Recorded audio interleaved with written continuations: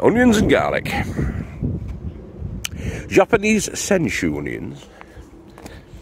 Casablanca garlic. Excusez-moi.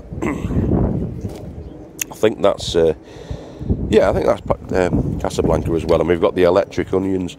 Now, with the weather conditions that we've had, what we're getting is a lot of scape action. Essentially, they're not going to grow any bigger, those. So I'm going to get them out. I need the space for my brassicas for a start, but Mother Nature's telling me there that, I mean, I've been breaking off these scapes, but what happens is it gets filled up with water that can rot the onion from inside. So it's a bit of a fool's errand, really, de-scaping. What we need to do is to get them out and get them dried off and try and preserve them as best as we can. So I'm going to clear them. I'm going to clear them all out. I'm going to clear them out. I'm going to clear... These are this year's. That just needs weeding. If you look, that was all weeded last week, and it's ridiculous, the vigorous nature of the weeds. If all the plants grew like the weeds do on here, I'll be a multi-millionaire. Look at that. Bindweed. So yeah, more clearing to be done.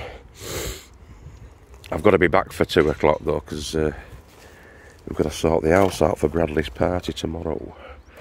But there is weeding to be done and clearing to be done. I'm going to get these beds emptied. I've decided. I've made an executive decision. Look at that for an escape. Monstrous. Now you can eat those, so that's fine and dandy, isn't it? In fact, I might take all the scapes and eat them. Make a soup potentially out of them, but yeah, they're going to seed. That's what that is. It comes up, it flowers, the seeds are inside, etc. So yes, let's get these beds cleared without further ado. I'm also going to have to water up those buckets as well, because they're as dry as a bone. Don't think they're going to be getting much bigger than that. That's as big as your fist. Take them. A bumper allium crop this year. I think it was successful this year. These are all the small ones that we're going to be taking and eating, making soups with and doing all sorts with over the next couple of weeks, but we'll also be storing quite a few. And yeah, I think it was a successful winter allium project, that. I haven't counted them because I don't think I can count that high, but I'm guessing there's a good, well, altogether with all of those that are over there, there's got to be 300 alliums, probably about 200 onions, about 60 of the red onions. The red onions aren't as big, I've noted, as they're more like great big, what do you call it, spring onions. The red ones, but some of these white ones are a good size. They're good medium to large onions. These Senshu, Japanese overwintering. The Casablanca garlic has done very well. I suspect we've got about 100 garlics at least. Let's go over to that side if I can get through the minefield.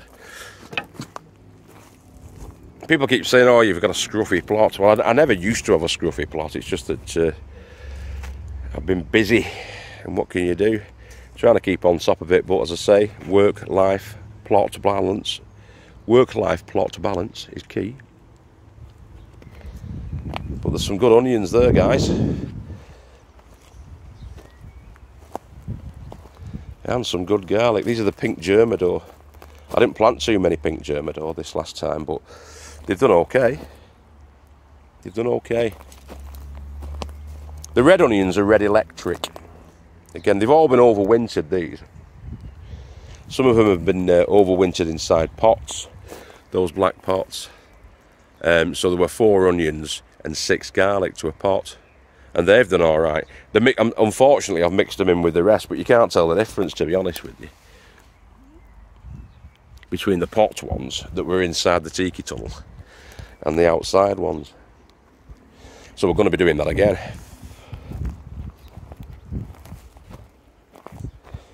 These are the smaller ones that didn't actually bulb up of the garlic.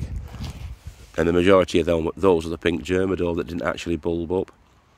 Or didn't bulb up very successfully, if you like. But, as I say, the majority did. I only did Senshu this last time. Japanese Senshu. And I'll be doing that again. Probably planted them in about a month earlier.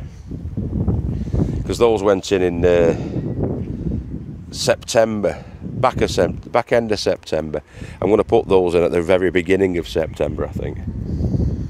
Because I could have done with them out about 3 weeks ago. Those are the summer ones that we planted in. I've not weeded that yet, but it will be weeded. Those are the ones that we've started this year, or some of the ones that we've started this year. And we've got other ones. We've got red ones up at the top, in the top beds. But they need to be a constant watering at this time of year. Got some more there. I've actually got some more onions to plant out. These are the Globo onions, which are supposed to grow to a big size. These are from seed. Seed started this year in February. The Globo onions. Hoss Godzilla broccoli. This is the reason that I'm clearing these beds out, really, because I've got quite a lot of brassica that needs to go in. Got the kohlrabi, some broccoli there. These are going to have to be potted on or planted out, aren't they, these tomatoes? And that lettuce as well, so that's a job for this weekend, getting those done. What's that bloody red thing there? Not spider mites, is it? Christ. Right. Pak choy. That kale's doing very well as well, as is the broccoli, or the calabrese on that side. The red cabbage isn't doing well at all, though, at the back. Potatoes, elephant garlic down there.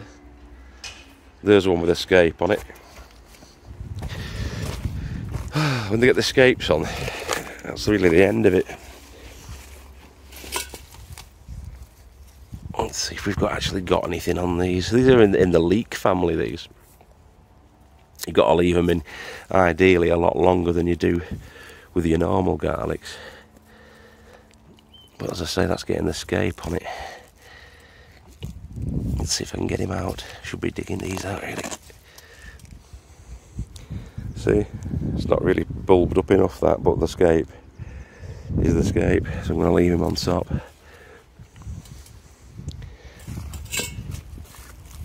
Yeah, elephant garlic, more of a member of the leek family, closer related to the leek.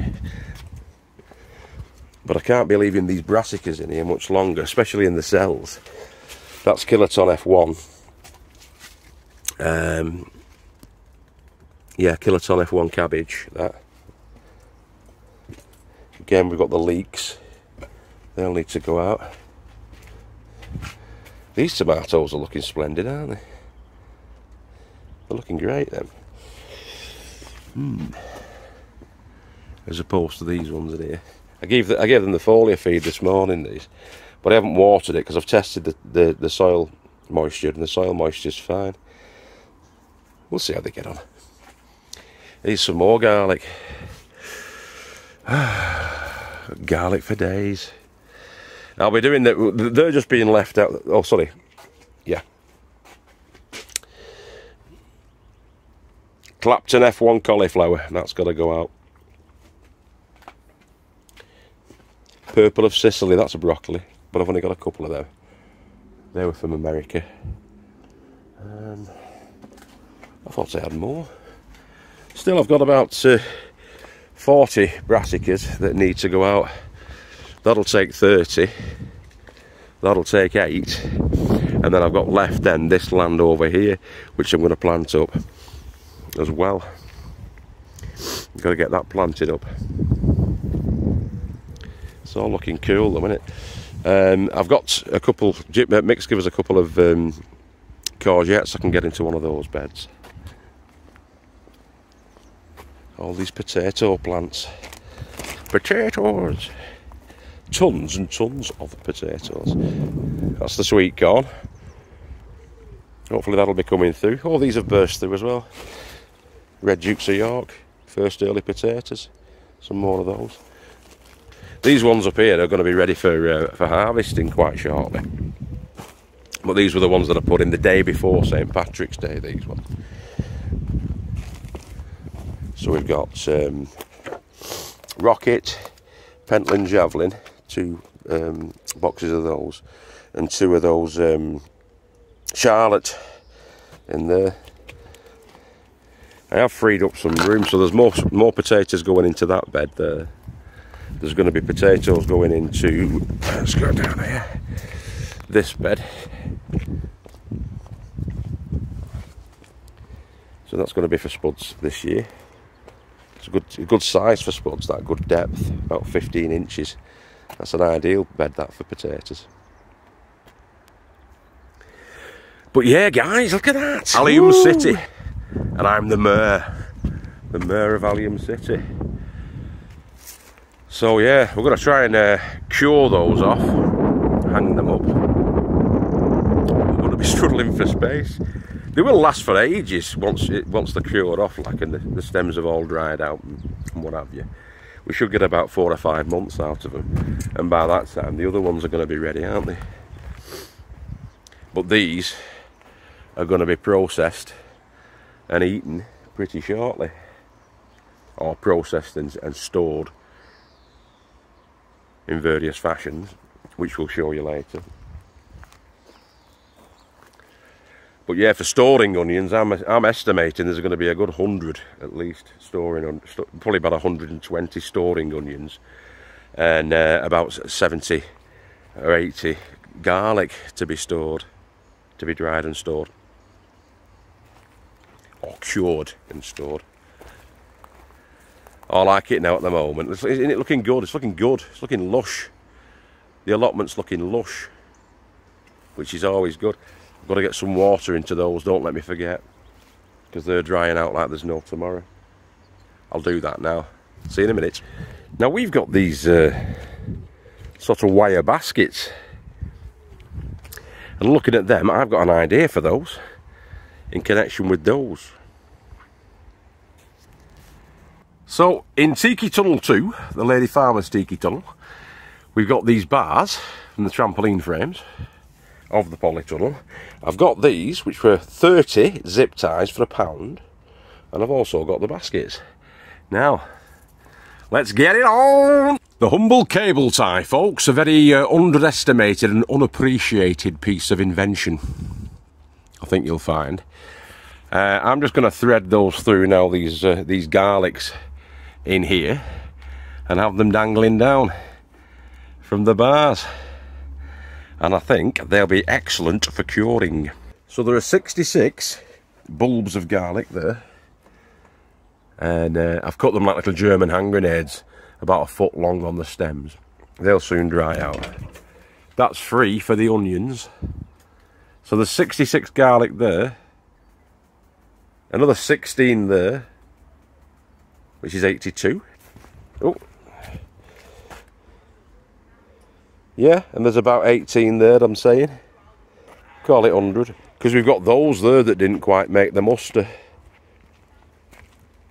as well. I think there's 140 went in altogether. But we've got around about, I'd say, of usable garlic, we've got around about 110, maybe.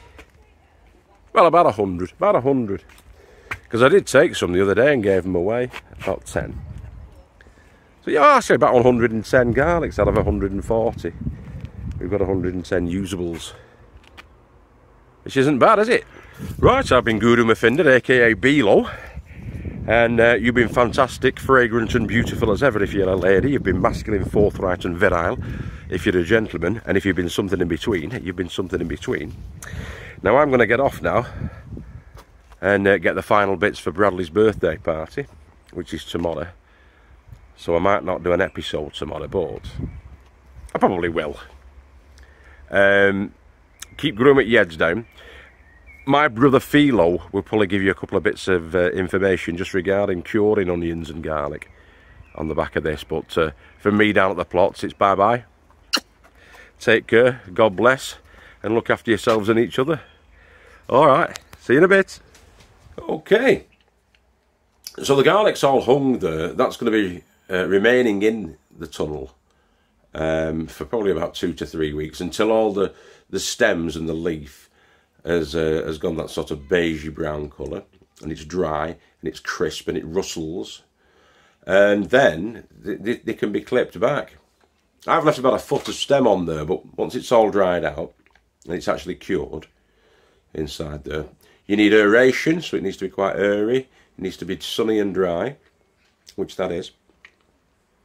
And then in about 2 to 3 weeks time, they should all be ready then for the stems to be clipped back until about 1 inch away from the top of where the cloves are, and they can be stored. Now with the onions it's a similar process, but they tend to take about a week longer. So to fully dry out, I'm going to leave them out there on the beds for the next couple of days. We're not due any rain until the back end, and then there's only like a 20% chance at the back end of next week. So they'll be alright on there. What I'll do is every night when I go down, I'll turn them a half turn or a quarter turn, so that the sun gets on them evenly all over them. And then probably in about 3 or 4 days time, once I can get straight inside those polytunnels, I'll hang them in the same way as we've hung the garlic, on the racks inside of Tiki Tunnel 1. I'm going to be putting the last of those cage drawers up in the same way that I did there in Tiki Tunnel 2. And we'll get them all in, we'll get all the ones that we're going to be storing inside there, because looking at what I did with the garlics there, you can get 66 in. Now I know they're bigger, they're going to be bigger bulbs, but there's still enough space between them as you put them through the grid, or rather the mesh. When you put them through the mesh, there'll be enough space to store all of them and to cure all of them. And sort of like mid-July, then they're ready for storage. And because they've been cured, they'll tend to last quite a while. Last year we got, well, stored in a sort of coolish, dry place outside of direct sunlight, and we stored them for 4 or 5 months, and we were eating them for 4 or 5 months, which takes us up until November this year. So yeah, like I say, the summer ones will be ready, and in the beginning of September next year we're going to get more onions and garlic in. So hopefully we'll have enough stored onions and garlic to last us through potentially until they're ready for next year. So we should have a continual supply of onions and garlic. Right, catch you later, boys and girls. Have a wonderful weekend, the rest of it. It's Saturday night tonight. Don't get too drunk. And remember, we love you all. Take care of yourselves and each other. And I probably won't see you tomorrow, but I will see you on Monday. All right. Bye-bye now, guys. See you later.